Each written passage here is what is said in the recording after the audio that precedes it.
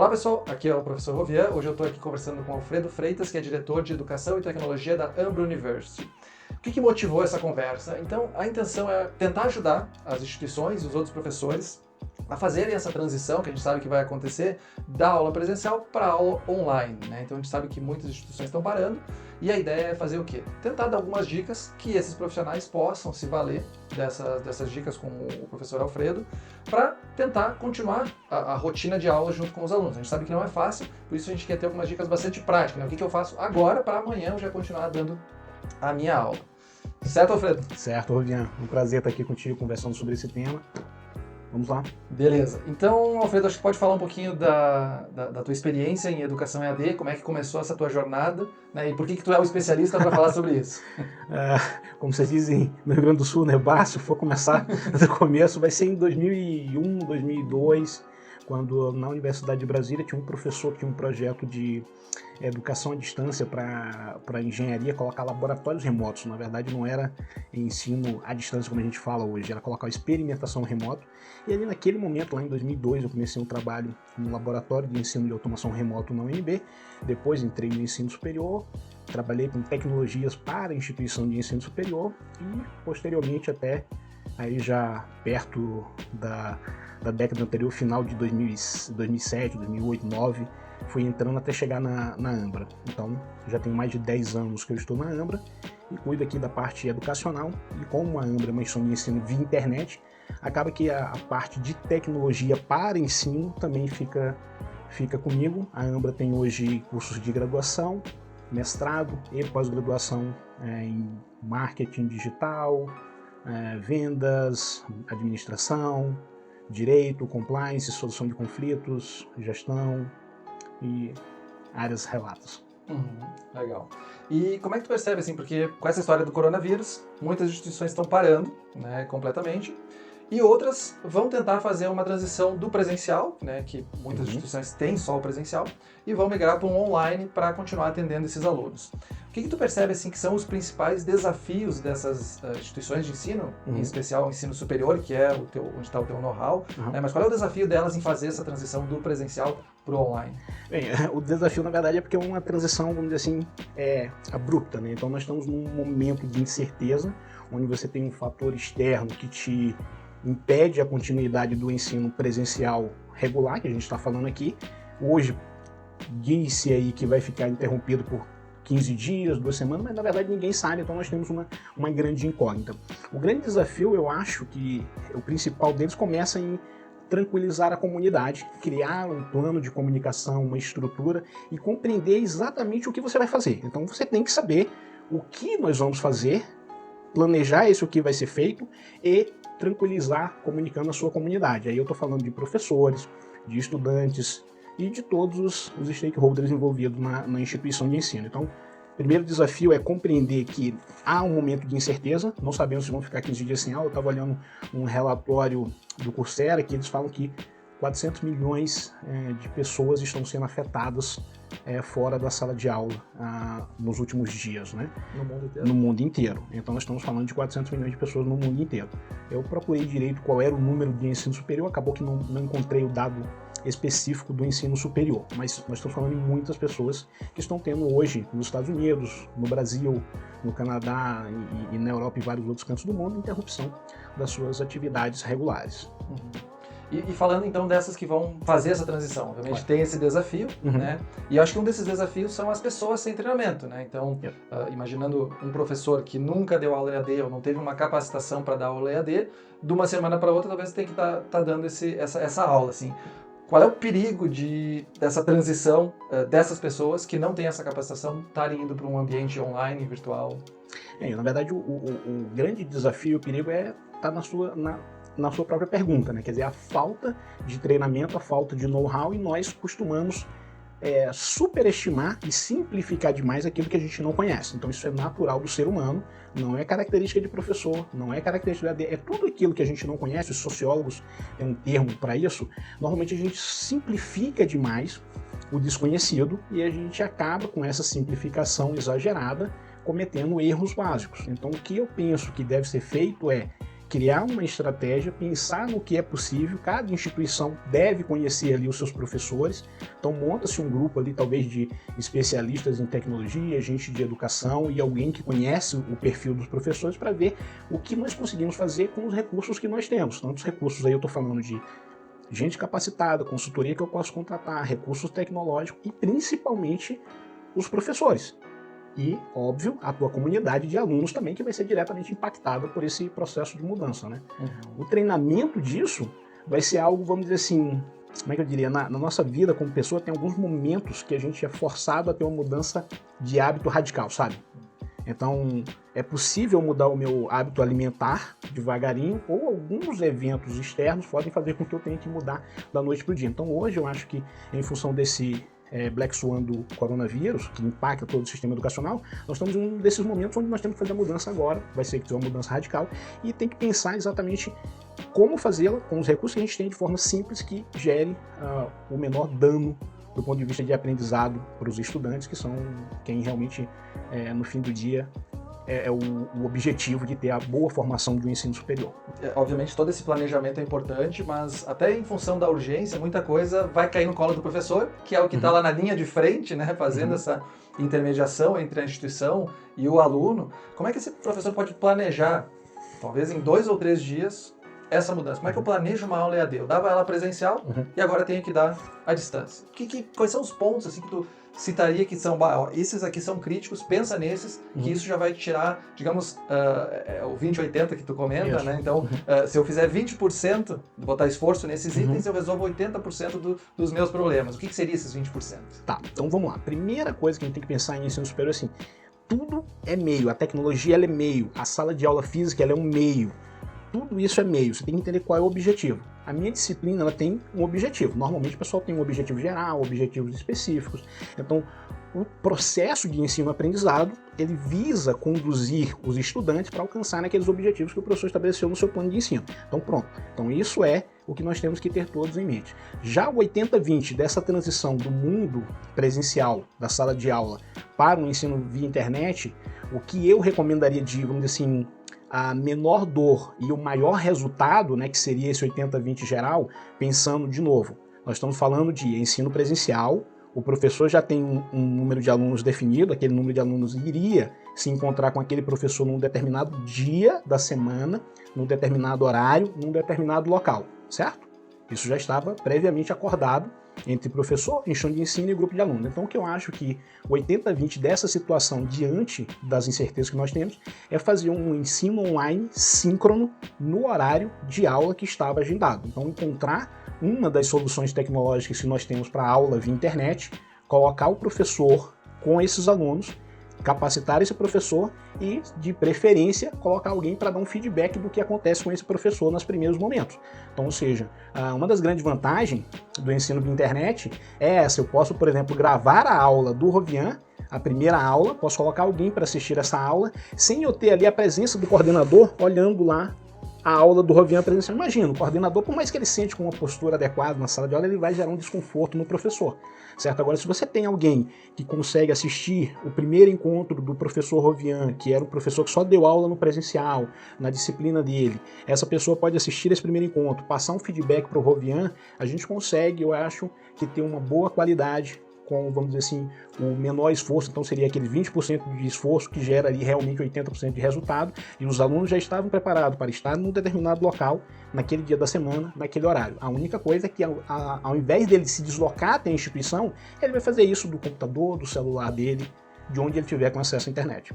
Essa questão que tu comentou do momento de síncrono, né? Então, ao mesmo momento, comenta um pouquinho qual é a diferença do síncrono para o assíncrono na educação à distância, né? Online, que vai acontecer, e reforçar por que não, então, utilizar o assíncrono. O que tu vê de perigos maiores, né? Que talvez esse seja aquele esforço extra que gera muito pouco resultado, né? Um esforço grande, mas que gera pouco resultado. Tá, então vamos lá. O síncrono é o seguinte, eu e você, nós estamos aqui hoje falando sincronamente, então nós estamos no mesmo momento, conversando, só que nós estamos fisicamente no mesmo local. Então o síncrono na internet é quando você tem pessoas falando de locais diferentes, mas eles estão no mesmo momento conversando. Ponto. Então agora nós temos um diálogo síncrono. Você vai definir o local, certo? a hora e vai definir um canal de comunicação, a qual ferramenta tecnológica que vocês vão se encontrar.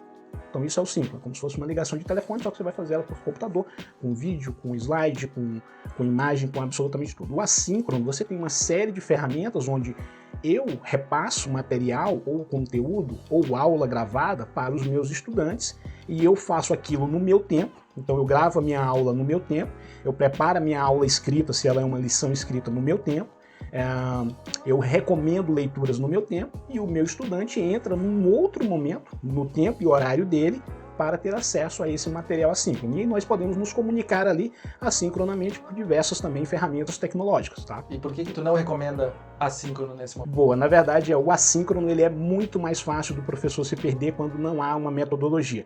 Então se você não tem, se a instituição de ensino ela não tem uma metodologia estruturada hoje para o ensino à distância, e nós estamos conversando nesse momento numa questão de tem um evento de cisne negro, mudou, temos que nos adaptar. Se a instituição não está muito bem preparada, e mais ainda, se o professor não está treinado, não está qualificado com esse tempo, você vai ter risco de um professor sobrecarregar os estudantes e um outro professor fazer algo completamente insignificante. Então vai ter um professor aqui que ele vai dar uma capacidade de leitura 50 vezes a capacidade de leitura que um outro professor vai dar. E esse está errado e o outro também está errado. Um erra pelo excesso e o outro pela falta de estrutura. Então o ensino via internet assíncrono, ele precisa de mais planejamento, de mais estrutura do que o síncrono. O síncrono é mais fácil pegar um professor que já é professor do ensino presencial, onde você já tem os alunos que já estavam matriculados naquela disciplina. Nessa situação que a gente tem, é o melhor caminho, na minha perspectiva.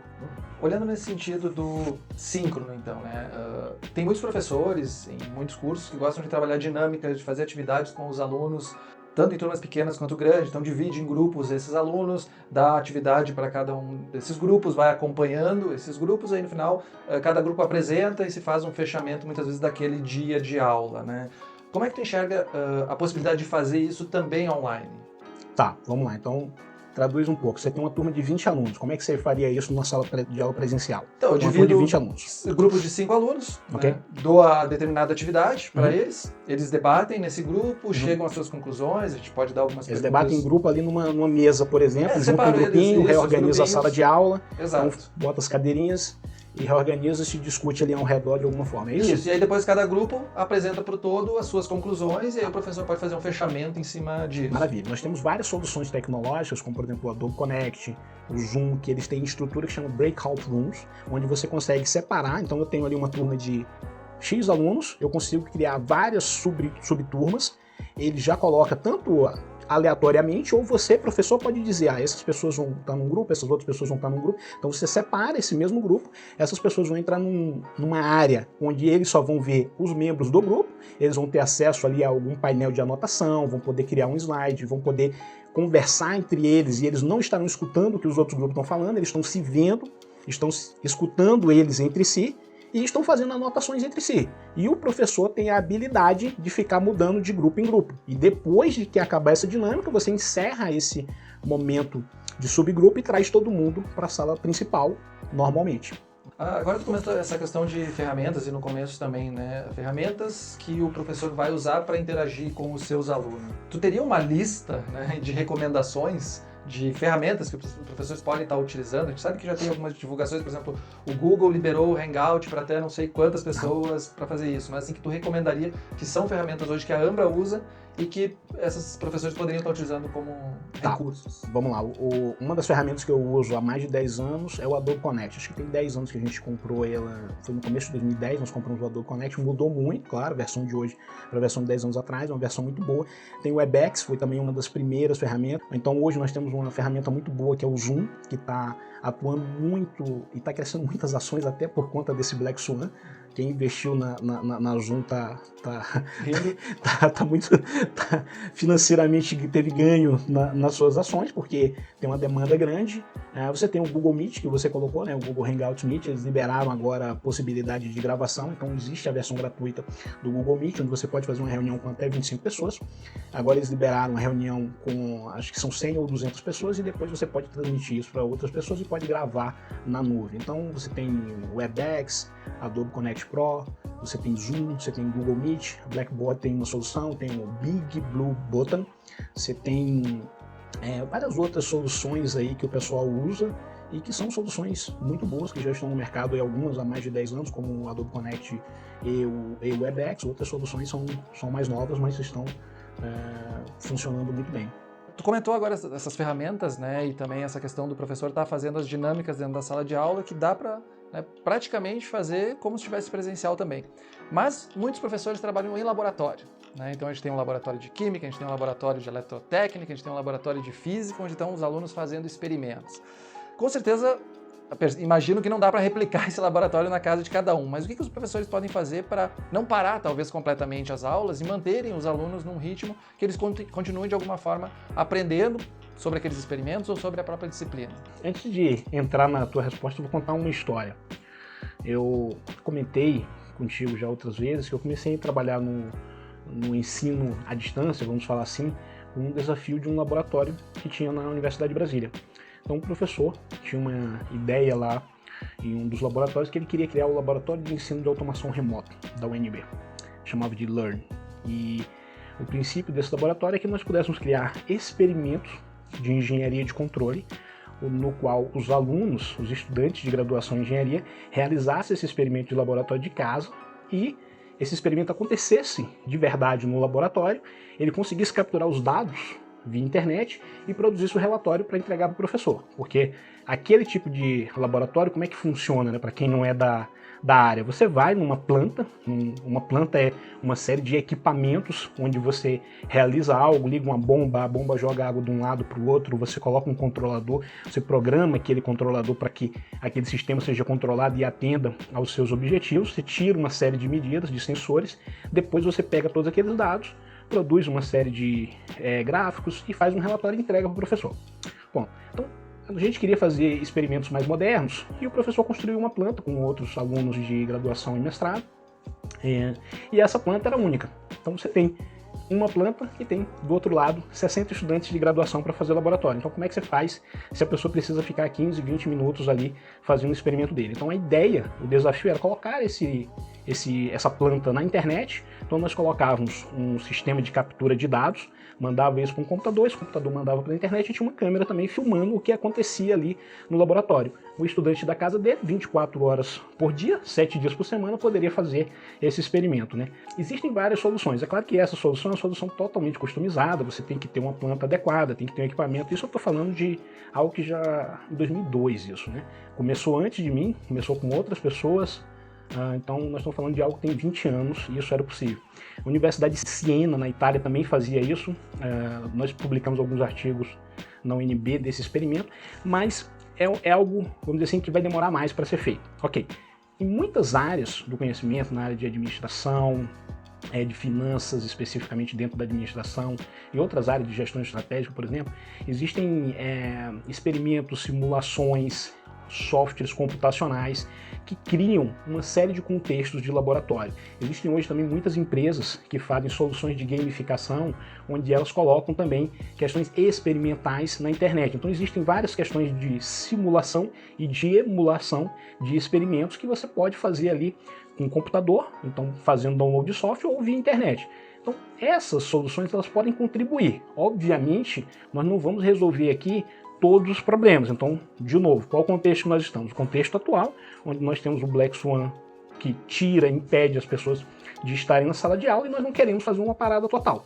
Então, nesse momento, eu acredito que cada área, cada professor, na verdade eu não diria que a responsabilidade seria do professor, eu diria que a instituição de ensino deve conversar com gestores das suas áreas e procurar alternativas, porque existem muitas alternativas voltadas para cada uma das áreas do conhecimento, que podem contribuir com essa área experimental também. É a adaptação, no final das contas, né, que a gente vai ter que fazer de uma forma talvez mais radical. Deixa eu te fazer uma pergunta, porque até esses dias eu estava pensando sobre isso, mas eu acho que talvez tenha alguma dica que tu possa dar para profissionais liberais, por exemplo, que dão aula de inglês particular, que dão aula de música particular, e que talvez não sejam os profissionais que tenham uma intimidade com a tecnologia, mas que nem tu falou, essa gurizada tem, né, que nem eu comentei no outro vídeo que eu fiz, justamente isso, o professor de música simplesmente cancelou as aulas.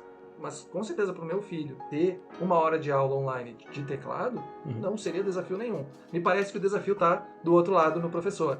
mas o que a gente poderia talvez recomendar para esses profissionais para que, a gente sabe, no final do mês tem as contas, e que eles não parem e talvez continuem, né, para esse tipo de profissão que possa ser mantida à distância, para eles continuar trabalhando com esse pessoal, com essas crianças, com esses adultos aí. Interessante, eu acho que esse momento de oportunidade tem muito essa reinvenção, né? Porque a pessoa também, ela não vai ficar, eu espero que o professor de música não fique lá o tempo inteiro assistindo Netflix, né? Então, vamos pensar, né? Então eu vou te contar agora o WhatsApp que eu recebi, acho que tem 2 dias, né? Eu matriculei as crianças numa escola de teatro, né? Então as crianças iriam fazer cursinho de teatro lá aos sábados de manhã. E aí cancelaram as aulas de teatro, né? Obviamente que o dono da escola de teatro não propôs assim pra mim, eu te devolvo o dinheiro, eu sei que você pagou agora, só fez a aula experimental, né? Então tinha acabado de começar, ele poderia ter me devolvido o dinheiro, mas ele obviamente ele precisa pagar o aluguel dele, as contas dele, eu até compreendo. Então o que ele vai fazer? Ele vai mandar vídeos, vai contar história, vai fazer uma série de coisas e vai encaminhar isso por WhatsApp para os pais daqueles alunos que estavam matriculados naquela escola de teatro. Então ele está montando algumas coisas, algumas soluções em vídeo para encaminhar num grupo de WhatsApp que ele está criando para os pais, e isso de repente pode ser que depois evolua para um outro produto. O que ele está fazendo é engajando aqueles clientes que assinaram um contrato com ele para evitar que a gente tente romper e entre numa discussão. Ele disse, olha, vamos interromper, a gente vai voltar, vai jogar o calendário para frente, e enquanto isso eu vou te dar aí para suas crianças via WhatsApp uma série de conteúdo sobre o tema. Então, escola, por exemplo, você falou do seu filho de teclado, né? Existe um grande infoprodutor que tem um curso de teclado online.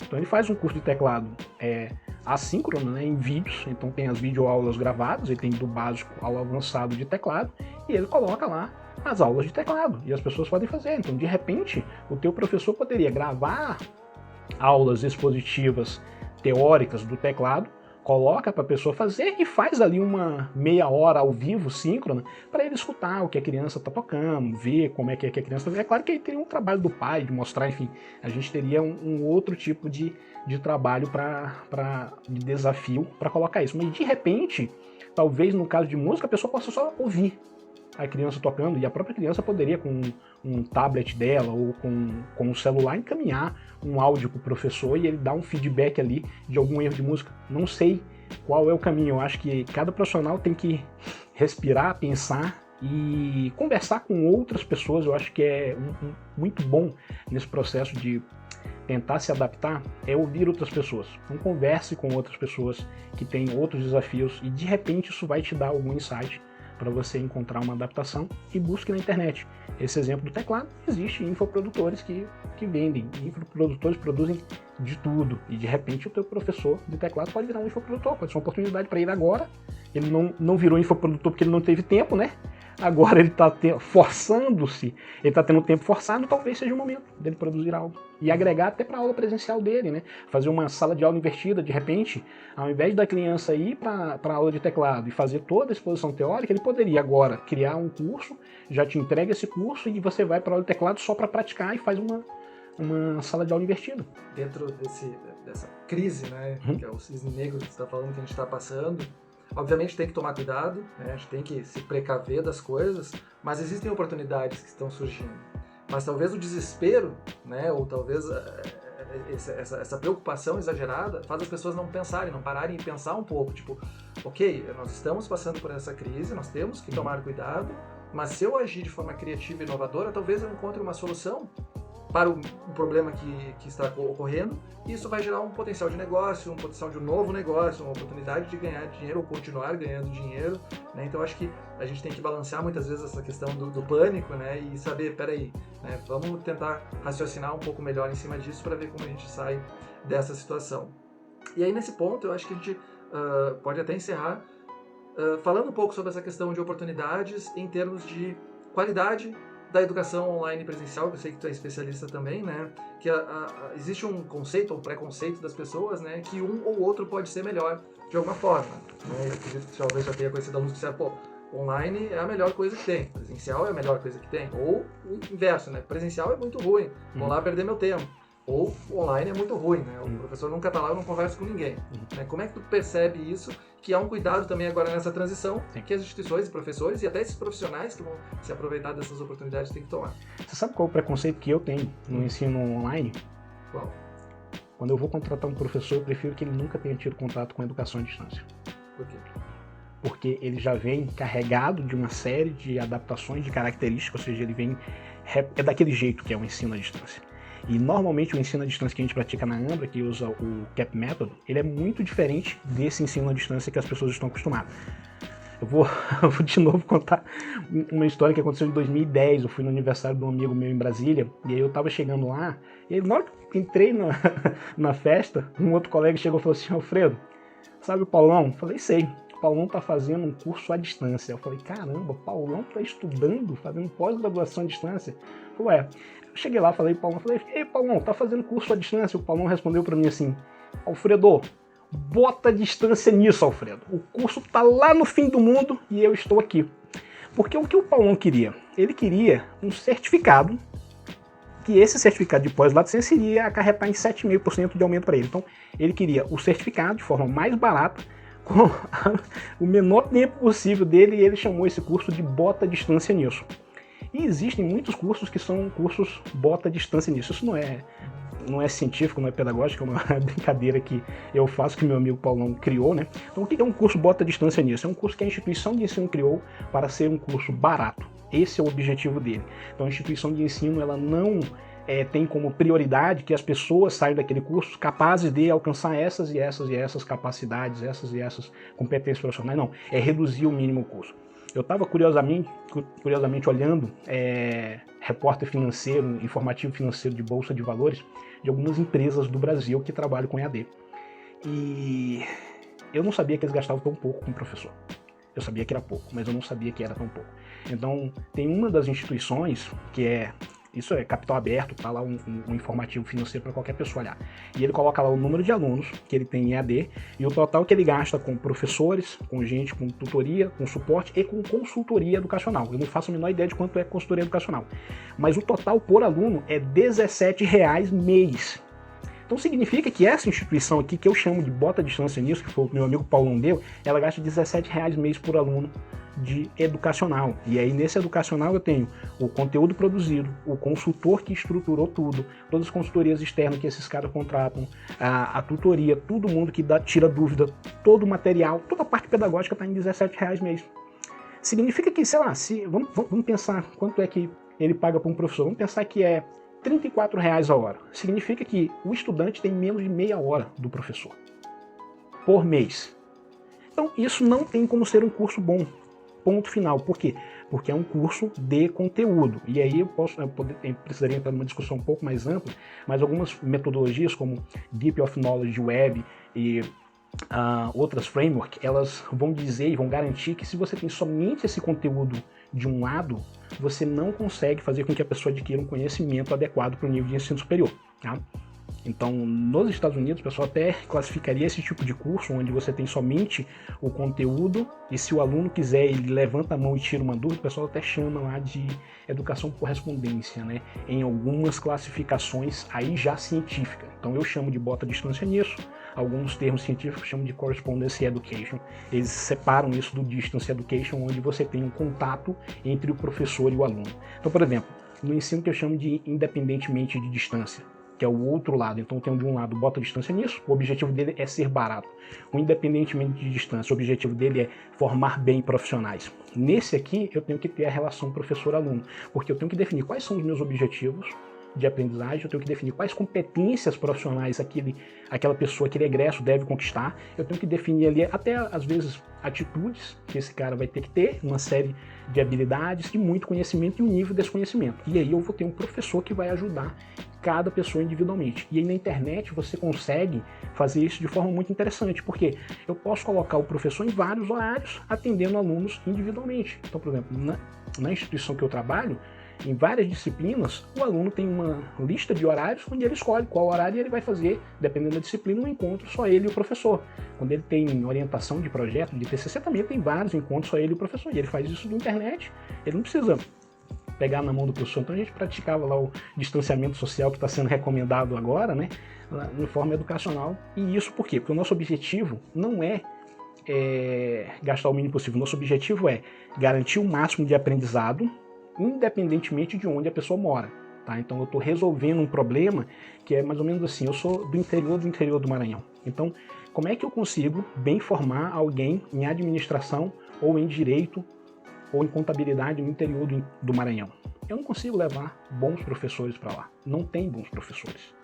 Então eu consigo levar o conhecimento do Rovian, o contato do Rovian, usando a internet como meio. E para isso, a internet consegue fazer de forma muito mais adequada do que se eu for contratar professores naquela região. E aí eu vou até talvez formar bem os professores lá para que no futuro se desenvolva. E é importante esse tipo de solução de qualidade, principalmente num país como o Brasil, porque você consegue formar lá na ponta.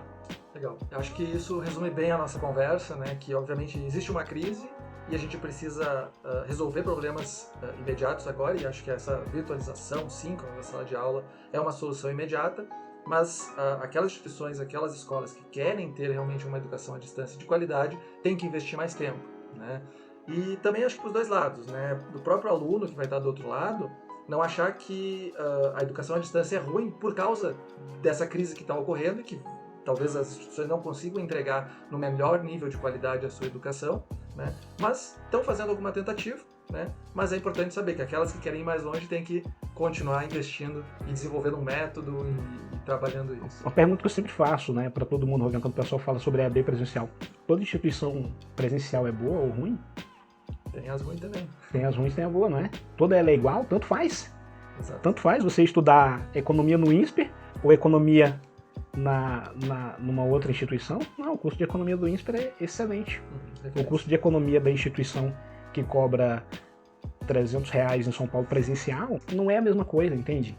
Por que não é a mesma coisa? Porque essa instituição aqui, essa instituição bota distância nisso, ela existe no presencial também. O objetivo dela é diplomar em massa e deu. Ela te vende quase que um papel. É quase que isso que ela te vende, né? Então, o que eu acho que a gente tem que olhar sempre é que tipo de instituição você quer. E já antecipo, não tem problema nenhum se você quiser a instituição bota distância nisso, como o meu amigo queria. A diferença do meu amigo é que ele tinha muita consciência disso.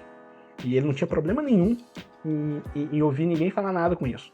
Tanto que ele vinha falar comigo e com consciência. Ele falou, bota distância nisso. Porque era aquilo que ele queria, era o que ele estava buscando.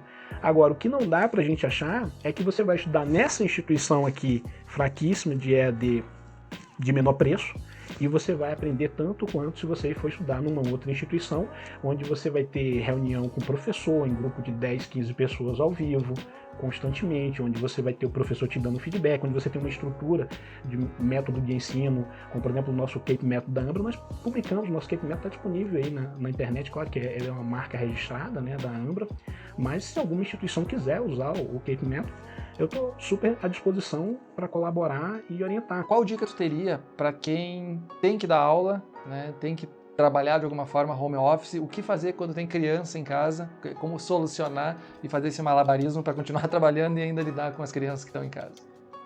Vamos lá, eu trabalho por padrão em qualquer lugar, como eu digo, né?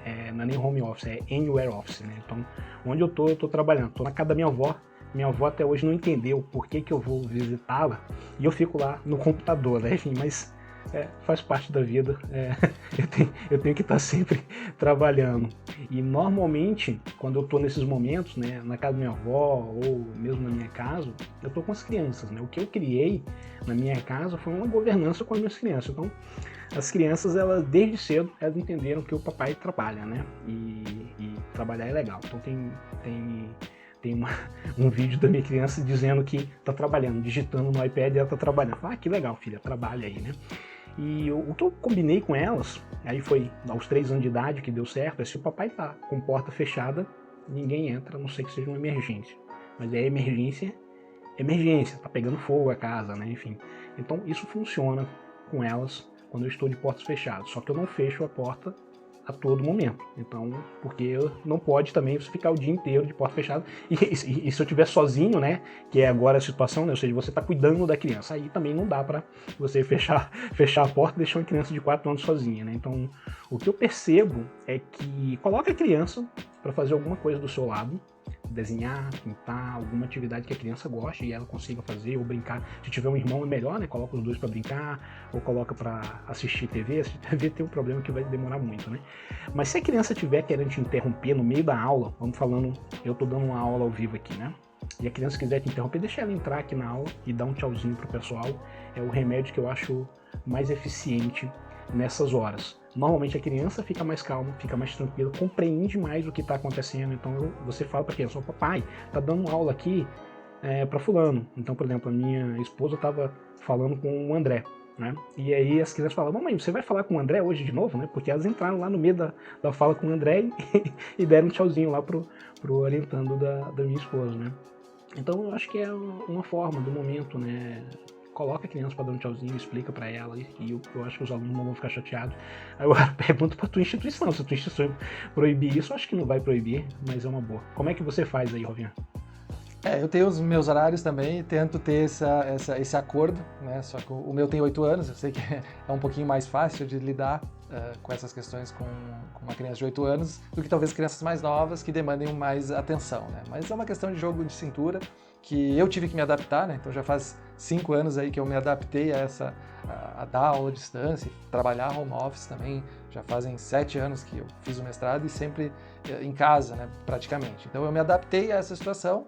É lógico que para quem está agora nessa situação que caiu meio que de surpresa, vai ter que ter essa adaptação um pouco mais rápida, mas para que todo mundo fique tranquilo, é possível, né?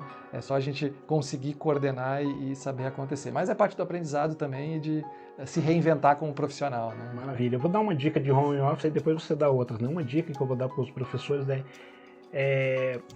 não vá dar aula ao vivo com pijama, tá? Então use a roupa que você iria para a faculdade, até mesmo para as crianças perceber que você está trabalhando ali, não está 100% em casa naquele momento, e também para ficar algo, vamos dizer assim, mais parecido com o normal, enfim, mantenha um pouco a tua roupa, não use pijama para dar aula. E você, Rovinha, que dicas que você daria de pessoal que vai trabalhar mais de casa agora nesse período?